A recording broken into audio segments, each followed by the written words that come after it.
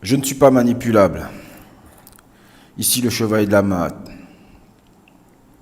Alors comme vous le savez, des événements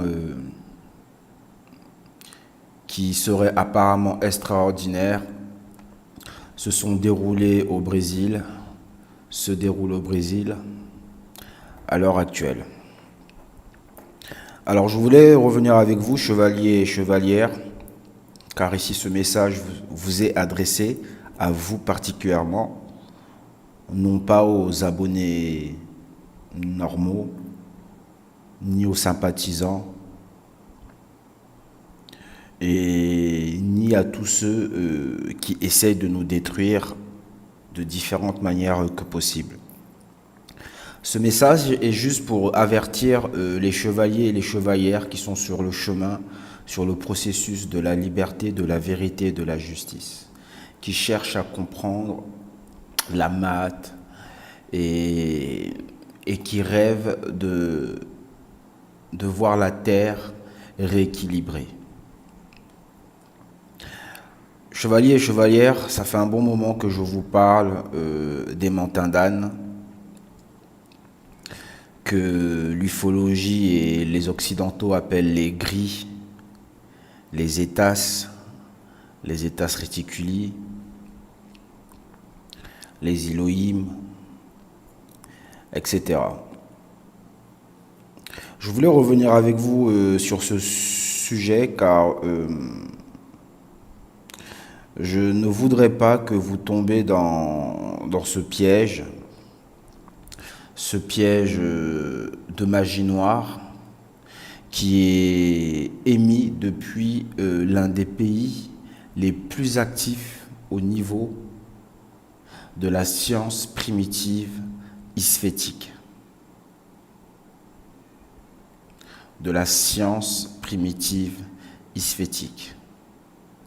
Le Brésil est beaucoup plus mystique, beaucoup plus dangereux que vous pouvez le penser. Et le fait qu'il y ait pu y avoir des esclaves dans ces lieux que sont le Brésil n'est pas anodin. Au Brésil se cachent de puissantes familles très anciennes, issues des écoles kabbalistiques. Ces anciennes familles sont celles qui en réalité détiennent les clés du pouvoir, les clés des sceaux et des envoûtements qui régissent l'espace et les frontières brésiliens. Pour mieux comprendre ce que je vais vous expliquer, je vais revenir avec vous au sujet d'un légendaire chevalier de la Mahat, car il y a des chevaliers de la Mahat, nous sommes des chevaliers de la Mahat, mais il y a des légendaires chevaliers de la Mahat. Ce légendaire chevalier de la Mahat, c'est John Todd. Alors, ce John Todd, sa particularité, c'est qu'il était le directeur général de l'industrie musicale la plus puissante de la planète. La Warner Bros Music ou Universal, je sais pas quoi, Bros Music, bon, enfin bref. Et cet individu, John Todd, expliquait lui-même appartenir à l'une des plus anciennes familles d'Amérique. Et en plus d'être l'une des plus anciennes familles, il disait que sa famille est celle qui a ramené la sorcellerie depuis l'Angleterre jusqu'aux Amériques, en passant par la baie de Salem. Et il disait que les Todd, en tout cas pour sa famille et d'autres Todd des mêmes lignées que eux, qu'ils avaient changé leur nom. Que leur nom, à l'époque où ils arrivent en Amérique et quand ils vivaient en Angleterre, étaient les Collins, avec un S à la fin. et que cette infamie était la famille régnante au niveau occulte, dans l'aspect mystique des Amériques. Donc ce John Todd est né dans une famille de mages et, et lui-même a été initié depuis sa tendre enfance à cette magie isphétique. Et la particularité de John Todd, c'est que peu de temps avant de disparaître, il va faire un témoignage radio à cette époque en direct dans une grande radio américaine où justement il va faire des aveux, des divulgations et autres. Et moi, ce qui va m'intéresser dans tout son discours, bon, déjà, d'une part, c'est qu'il était quand même l'un des premiers à dévoiler l'aspect psychotronique, l'aspect envoûtement, l'aspect hypnose qu'il pouvait y avoir dans l'industrie musicale avec les masters qui étaient utilisés un petit peu avant leur mise en place sur le marché public afin de pouvoir faire des invocations d'entités depuis le bas astral pour envoûter les masters, donc pour le coup envoûter la musicalité qui pourrait se trouver dans différents titres ou albums de CD à son époque, bon du moins à cette époque. Ça a évolué parce que le niveau technologique aujourd'hui a évolué, mais le mécanisme de base d'envoûtement, etc. reste le même. Donc ça, c'était la première chose qui m'avait attiré sur ce chevalier de la Mat. Et la deuxième chose, bon, celle qui va nous concerner aujourd'hui, c'est une anecdote qu'il va raconter et qui aujourd'hui en fait va prendre tout son sens. Et cette information, en fait, à son époque, les gens ne le comprenaient pas encore, mais elle a été d'une importance capitale, car c'est cette information qui a permis maintenant à d'autres chercheurs de pouvoir avoir de nouveaux éléments au sujet des créatures appelées à les Étas, à les gris. Et cette information, elle n'est pas des moindres, car il explique que bon, lui-même, il était un sataniste comme toute à sa famille, mais que à sa sœur et sa femme, elles étaient de grandes prêtresses satanistes. Et que lors de l'un de leurs sabbats, il fut invité par sa femme et sa sœur à venir participer à l'un de ces rituels un vendredi. Donc ils étaient tout nus, etc., incantations, à délire machiavélique, etc. et tout. Et John Todd nous expliquera qu'à un moment, bon, sa sœur et sa femme étaient passées aux choses assez sérieuses. Donc elles ont commencé à faire une grosse invocation tarlé ouf. Et il explique que dans le ciel, en regardant à le ciel, il va voir le ciel comme se fissurer, comme un trou qui s'ouvrait. Et de là, en sont sorties des créatures. Et ces créatures, elles ressemblaient exactement à l'entité que vous êtes en train de voir sur l'image, aux différentes entités qu'on a pu vous faire voir suite au sujet de Roswell et tout le phénomène ufologique que vous appelez allégris.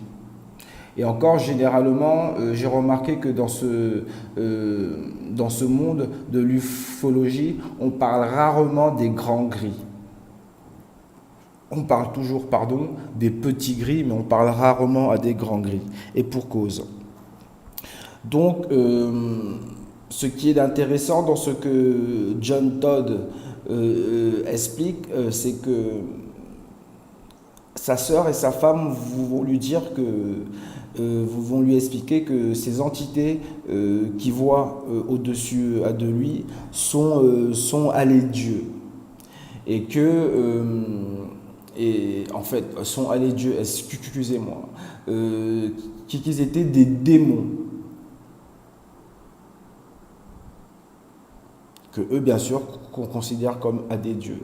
Mais que ce qui l'avait particulièrement marqué, c'est que sa sœur et sa femme, qui sont d'un niveau élevé dans l'occultisme, dans ce qui est à cacher, disent le terme démon. Car il y a beaucoup de termes qui auraient pu être employées pour ce genre de phénomène, mais elles ont été catégoriques en expliquant que ce sont des démons et que c'est avec eux qu'elles travaillent.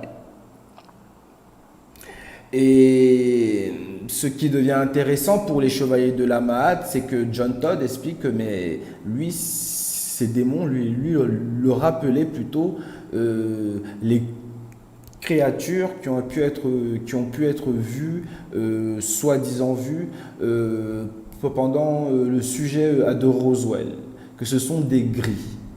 Alors c'est drôle qu'il puisse y avoir une assimilation entre les gris, les états réticuli et les démons. Parce que d'autres chercheurs nous expliquent que les démons, ce qu'on appelle les anges déchus, sont en réalité des créatures qui sont au service d'autres créatures. Et après, vous avez un mec comme André Adesève qui vous dit « Non, oui, c'est vrai, effectivement, les gris sont les anges déchus des Imbulu, des dinosauriens, des reptiliens, des grands lézards, des chitolis, des majunela. » Donc, faites attention aux choses qui se passent. Restez dans la Mahât, restez dans la liberté, la vérité et la justice. Ne foncez pas tête abaissée sur des histoires qui essaiera en fait au final, dans son aspect occulte, vous éloigner du chemin de la vérité. Donc moi j'ai toujours dit que le monde de l'ufologie, c'est un petit peu comme la franc-maçonnerie. Ça a plusieurs degrés, plusieurs échelles. Et les échelles, les degrés les plus élevés de l'ufologie sont exactement interconnectés avec les hauts degrés de la franc-maçonnerie. Il n'y a pas de hasard. Car au final, n'oublions pas que l'ufologie est une conception, l'ufologie, le New Age, est une conception d'un franc-maçon. Car des fois, on oublie un petit peu de le dire, l'ufologie moderne, bon, essaie peut-être de fermer les yeux là-dessus, mais le fait est que pour toute personne un petit peu sérieuse et soucieuse d'essayer de comprendre avec une méthodologie mahatique, comprendra rapidement ce qu'il en est. Comprendra très rapidement ce qu'il en est. Donc l'ufologie et la franc-maçonnerie ne sont pas si différents l'une de l'autre. Car au final, ils font les mêmes recherches et vénèrent les mêmes entités. Qui, pour des raisons techniques, à cacher, sont employés dans des terminologies différentes dans ces deux mécanismes, mais qui au final représentent les mêmes entités. Donc, je tiens à vous rappeler que ce que vous vous appelez les gris, ce que vous appelez les gentils extraterrestres, ce que vous appelez les humains du futur, ce que vous appelez ceux qui sont venus nous aider ou je ne sais trop quoi, ne sont absolument pas ça. Ne sont absolument pas ça. Et j'irai même encore un peu loin pour rentrer en contact avec ces créatures. En fait, la quasi-totalité d'entre vous qui m'écoutent à l'heure actuelle peuvent entrer en contact avec ce genre de créatures. Véritablement, tout être humain a ses capacités, on va dire, à technique naturelle de pouvoir le faire. Car certaines incantations, certains rituels enclenchent leur AGPS. Mais ces créatures, ces choses, ne viennent pas d'une autre dimension. Ces créatures ne viennent pas du bas astral, du monde de pandémonium, à des enfers. Ce monde est un monde spirituel, est un monde immatériel. C'est le monde de l'esprit, des esprits. T'as pas de rocher là-bas, frère. T'as pas de montagne, frère. C'est le monde de l'incréé. Donc, pour que l'une de ces créatures puisse se montrer à nous de manière aphysique, il faudrait que cette créature appartienne à notre matrice de réalité. Par exemple, il y a une différence entre les créatures type gris, avec les phénomènes que vous pouvez voir dans certaines vidéos, ou par exemple lors de l'explosion du World Trade Center, ou dans les nuages, dans l'explosion, en tout cas la fumée dans l'explosion, voire à des têtes de créatures, des têtes mi-humaines, mi-reptiliennes, on ne sait pas trop, entre les deux. Ou des fois dans certains nuages. Ça, c'est un phénomène de l'ordre de la 4e dimension, du bas astral, du monde de pandémonium. Ce sont des manifestations de puissance et de pouvoir à d'esprits impurs, à d'anciens, même d'êtres humains aussi, hein. Tout ce qui peut avoir une âme et un esprit et une âme et qui a perdu à son âme se retrouve à ce lieu-là pour purger à son karma. Par la suite, retrouver une nouvelle âme et reprendre le cycle des réincarnations. Donc l'enfer, ça n'existe même pas. Ce n'est pas éternel. C'est un purgatoire. Tu purges, on te redonne une nouvelle âme et tu reprends le cycle de réincarnation là où tu l'as arrêté. Et prends un basta. Donc ça appartient au monde à créer. Mais lorsque on vous parle de gris, de reptiliens, de wazungu, ça appartient au monde physique, mesdames et messieurs. Ça appartient au monde physique. Ces créatures sont invisibles parce qu'elles ont la capacité de densifier leur fréquence vibratoire, de la baisser ou de l'augmenter. Mais cela ne veut pas dire qu'elles appartiennent à d'autres dimensions, à d'autres dimensions. C'est totalement faux. Et c'est ça qui explique certains phénomènes ovnis qui ne durent pas plus de 1, 2 à 3 minutes. Car les réelles entités qui ont la capacité de pouvoir se projeter dans une autre dimension, tels les anciens depuis le bas astral, ou devrais-je dire dans un autre langage, tels les démons depuis à l'enfer, ne sont pas nombreuses. Et lorsqu'elles le font, elles ne peuvent pas le faire indéfiniment. Il y a des lois. Et ces lois l'empêchent de rester 5-10 minutes tranquille, posé au KLM, à pépère, en train de prendre un tir dans un restaurant. Non, c'est pas possible pour lui. Donc, ils font des phénomènes de démonstration à de force, apparaissent, disparaissent. Mais généralement, c'est toujours suite à une invocation. Ça veut dire que s'il y a véritablement eu un phénomène ovni, je dis bien ovni, ça veut dire que ça appartient à l'ordre de l'invocation. Les ovnis sont, en fait, le phénomène ovni existe parce qu'il y a des gens qui ont des capacités d'invocation. Donc il y a des familles dans tel pays, dans tel continent, dans tel lieu, etc., qui ont des capacités, qui ont ces livres faits à partir de peau humaine et écrits à partir de sang humain, qui leur permettent de pouvoir invoquer des entités depuis le bas astral.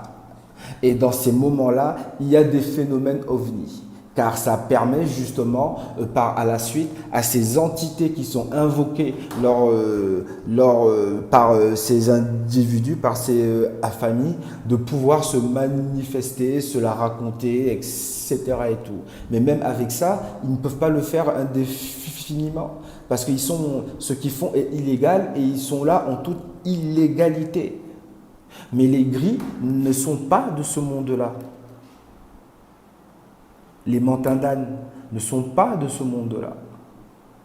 Les Mantandanes, les gris, les étas réticuli appartiennent à la troisième dimension, mesdames et messieurs. Appartiennent à notre matrix. Et notre matrix aussi a ses mystères. Et l'un des plus grands mystères de la matrix de notre réalité est le plan de l'éther, le monde éthérique. Ce n'est pas le monde astral. Le monde éthérique est au-dessus du monde des hommes, mais en dessous du monde astral. C'est un plan qui vibre légèrement plus haut que celui de notre monde, mais qui vibre plus bas que celui du monde astral. Et même celui du bas astral, qui n'est que l'une des régions du monde astral.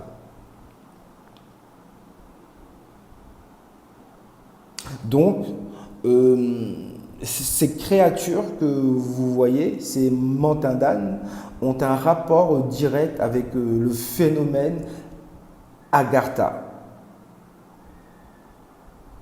Ils ont un rapport direct avec le phénomène Agartha parce que Agartha lui-même est un phénomène qui est en rapport direct avec la chute, la défaite des Imbulu lors de la dernière Grande Guerre qui les obligea à signer des décrets pour se barrer.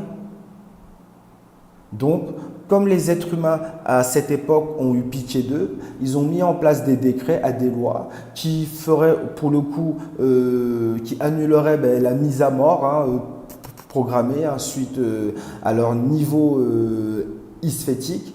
Mais dans l'amour, dans la Ma'at, en fait, on les a permis de pouvoir se réfugier dans les plans éthériques.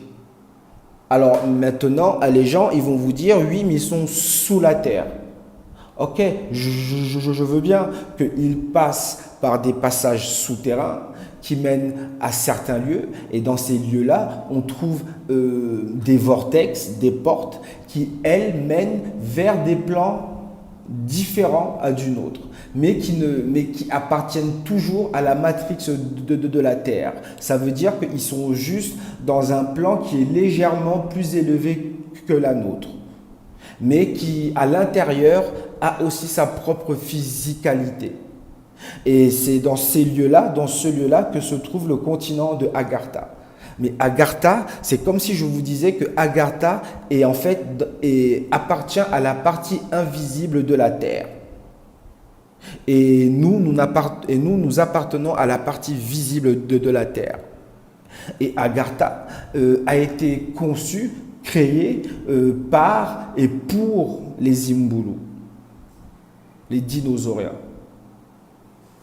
Car à l'origine, ils étaient à la surface.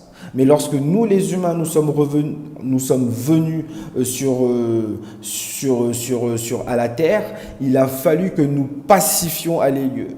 Il a fallu que nous domptions à les lieux. Car il y avait déjà des forces en place qui étaient déjà là. Il y avait déjà des lois en place qui étaient déjà là avant notre arrivée.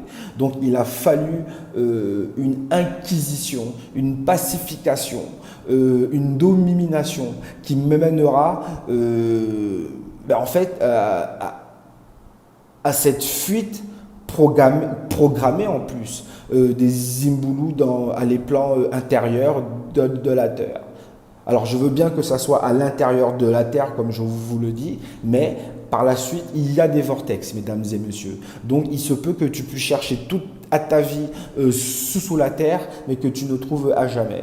Pourquoi? Parce que tu n'avais peut-être pas la technologie ou les yeux nécessaires à pouvoir l'élément qui te permet d'ouvrir un passage pour à le vortex et ce genre de choses.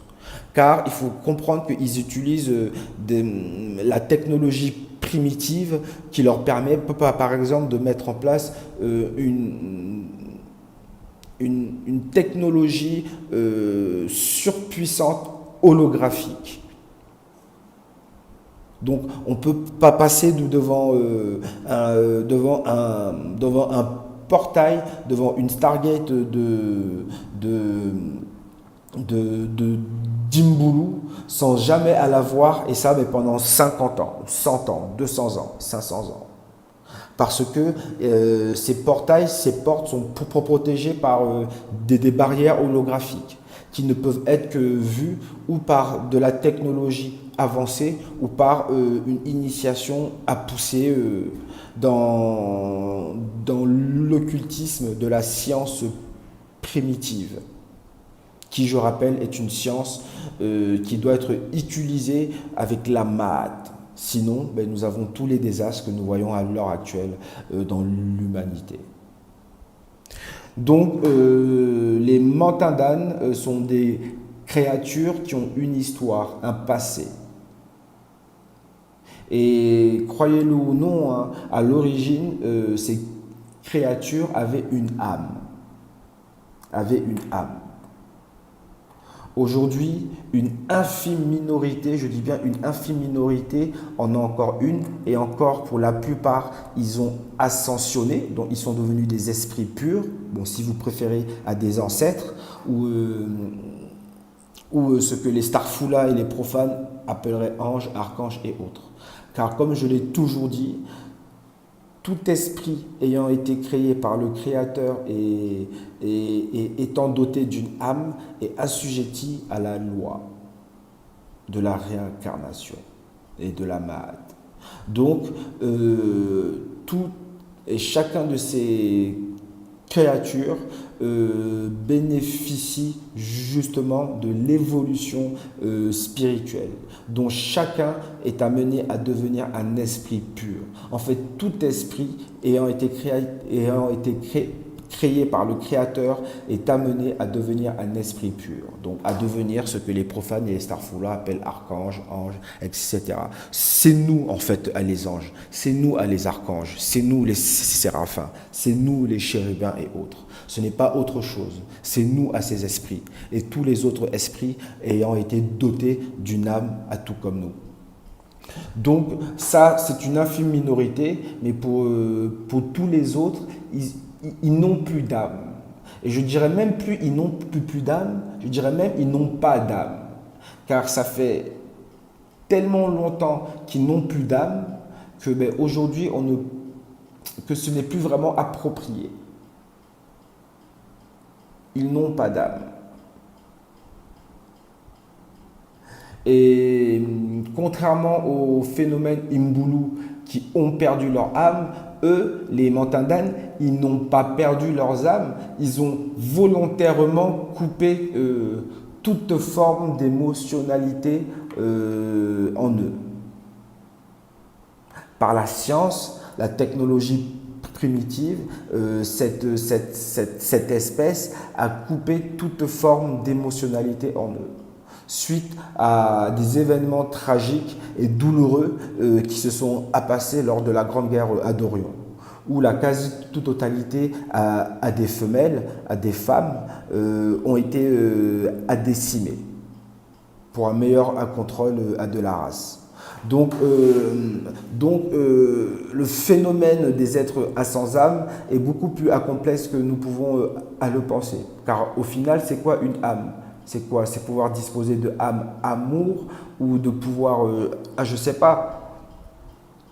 Donc, il en reste une infime, mais vraiment une infime partie. Tous les autres n'ont plus d'âme, n'ont pas d'âme. Donc, ce sont des individus qui sont plus ou moins comme des robots. Donc, dotés d'une intelligence, etc. et tout, mais coupés de toute forme d'émotionnalité. Ça veut dire que cette créature, si elle découpe à ton fils, mais elle, en fait, elle t'expliquera qu'elle découpe ton fils pour la science. De la même manière qu'il va découper une orchidée jusqu'à sa sève. Donc, voilà, c'est assez chelou. Assez chelou. Donc, ces créatures ont été pris sous le joug des Imbulu, des dinosauriens. Ça veut dire que la totalité de ces créatures qui ont été coupées de leur âme, donc qui sont aujourd'hui comme des robots, sont tous au service, en servitude, sont des esclaves de la race dinosaurienne. Et j'irai même à plus loin, il y a certaines informations qui restent quand même encore à vérifier plus en profondeur, qui expliquent que les gris sont eux-mêmes une création dinosaurienne, une création issue de leur gène et d'un espèce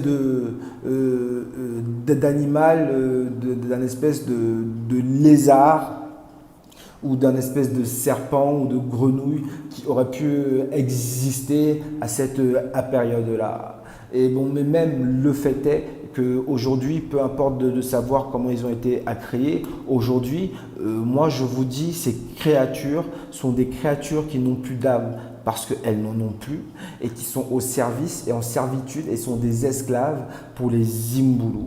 Ça veut dire que ce sont eux qui font le sale travail, ce sont eux qui se salissent les mains, ce sont eux la légion étrangère, ce sont eux qui partent au combat, ce sont eux qui viennent ramasser les corps, ce sont eux qui découpent les animaux et autres, ce sont eux qui récupèrent le sang, les morceaux de chair, tout ce genre de choses pour les dinosauriens.